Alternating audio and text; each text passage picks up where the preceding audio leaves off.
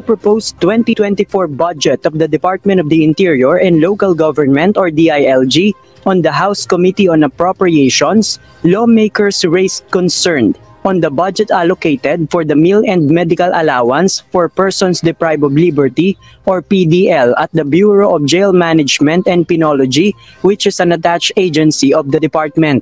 The BJMP responded that each PDL were allocated 70 pesos for meal and 15 pesos for medical allowance. Ang BJMP po nakipag-coordinate sa mga local government units well as doon po sa mga RBOS, doon po sa DAR kasi they could provide medyo mura pong pagkain at saka in bulk po naman kami mag-procure. So yun na lang po ginagawa namin out of 70 pesos. Some of the lawmakers expressed that the budget for PDL should be increased. Zamboanga Sibugay 1st District Representative Wilter Palma suggested that the budget of the uniformed personnel for rice meal allowance should be realigned to PDLs. It was the allowance equivalent to 20 kilos of rice that are given to uniformed personnel from Philippine National Police, Bureau of Fire Protection, and Bureau of Jail Management. Wow! Palakpakan! Nagets nyo naman siguro. So ang gusto ng mga mambabatas natin, kung ano yung biyayang tinatanggap ng mga kapulisan natin, Bureau of Fire Protection and all, kung ano yung natatanggap ng ating mga kasundaluhan, kapulisan pagdating sa food allowance, etc., hygiene, etc. Gusto nila, bawat PDL, makatanggap din nun. Ang galing. Sobrang spoiled ng mga preso. Palakpakan. Ito na yung bagong Pilipinas. Yung mga kriminal na mga mamamatay tao, rapist, yung mga snatcher, akyat bahay, budol-budol gang, yung mga sumira ng napakaraming mga buhay, kumitil ng mga buhay, gusto nila hayahay. Ito gusto nila kung ano yung natatanggap ng pulis, yun din ang natatanggap per PDL. Karapatan daw nila yun. Wow! Pinopromote talaga nila sa Pilipinas na maging kriminal ang mga tao. Sabi nga ni Ajay, saan ka naman makakita ng mga preso na merong benefit? Antindi, no? Tingnan nga natin kung tama yung interpretasyon natin. And Penology. Donate this to the PDL. Imagine 70 pesos per day ang subsistence nila. I-realign this for additional subsistence of our PDL. The leadership of the PNP leaves the decision to the lower house, but the BFP and DILG Secretary Benher Abalos agreed. Sir, just answer me. Are you willing to realign your rice subsidy? Yes. For the sake of the PDL? Kaya naman pala yung mga pulis natin, mga kriminal na din, kasi ina-align na lang sila sa mga kriminal eh. Ang galing sobrang galing ang galing ng mga mambabatas natin, palakpakan. By the way, Congressman, meron po akong mga nakikita dyan sa mga nakatira sa ilalim ng tulay. Law-abiding citizen po sila. Hindi po sila nagnanakaw.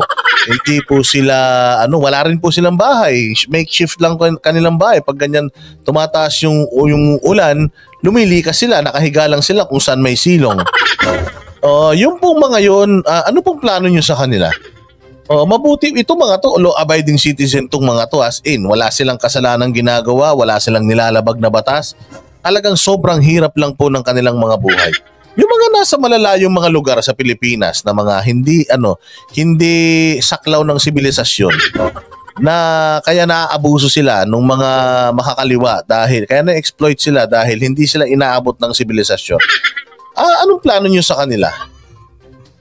Yung sa mga magsasaka natin na hirap magtanim, tanim sila ng tanim pero yung mga bigas nila hindi nila makain. Anong plano nyo sa kanila? Walang Jo, may plano kayo para sa mga preso? May plano kayo para sa mga kriminal? Ano yan? Ibig sabihin ba pro-criminal kayo dahil sooner or later dyan din naman ang punta nyo kaya gusto nyo pagpunta nyo doon prepared na sa lifestyle nyo? Sabi nga ni Darlene Silvestre, bigyan nyo ng benefit yung mga homeless. Oy, pero dito hindi po ganun. Ang may benefits po ngayon ay yung mga PDLs. Talaga namang mamahalin nila si BBM yan. Hindi, alam nyo malaki boto sa malaki ang boto sa bumuboto yung mga yan, yung mga PDL na yan. O kaya gusto nilang bilhin yung PDL dahil ilan yan mantakin mo dyan sa Bilibid pa lang. Ilan na yan sila dyan sa Bilibid? Ilang libo yan. Sabi ni Maylin Del Rosario, favorable to the criminal. Lahat ng tao mas gusto maging kriminal. Kaya nga yung mga polis, puro kriminal na. Dahil dyan pagkakaintindi ko yung allowance ng uniform personnel, i-donate na lang sa PDL. Di ba? Kaya nga, i-realign. Parang mangyayari nga, ako na nga na polis. Pagkain ko na, ibibigay ko pa sa kanya, hinuli ko nga yung mga hayop na yan ngayon, kung ayaw mong i-realign, pwede na ba nating iparehas na lang?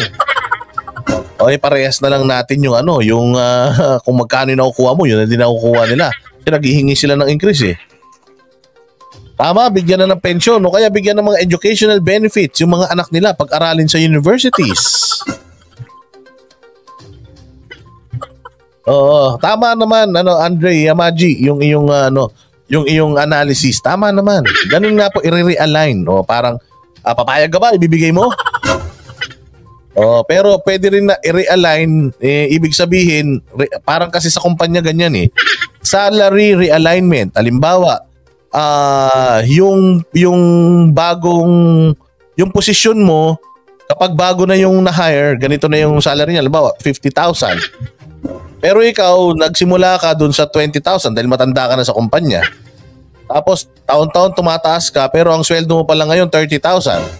Pero yung bagong pumasok na parehas kayo ng level, 50,000 na yung starting nila. Mayroon yung realignment. Yun. So, ipaparehas doon yung sweldo mo.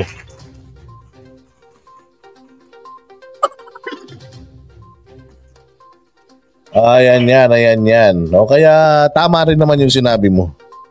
Yes, sir. All right. Thank you, Mr. Secretary. Thank you. DILG and its attached agency proposed 262 billion pesos for 2024, which is 2.6% higher than the 254 billion pesos for this year. JP Nunez, UNTV, News and Rescue. Palakpakan. Napakaswerte. Pero itong mga pagkakataon na to, ayaw ko mapasana all Ayaw ko masana all kasi baka may kulong tayo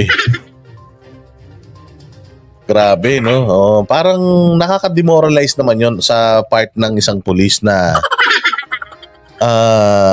ano ka na lang, parang inile-level ka na lang sa mga taga-kulungan.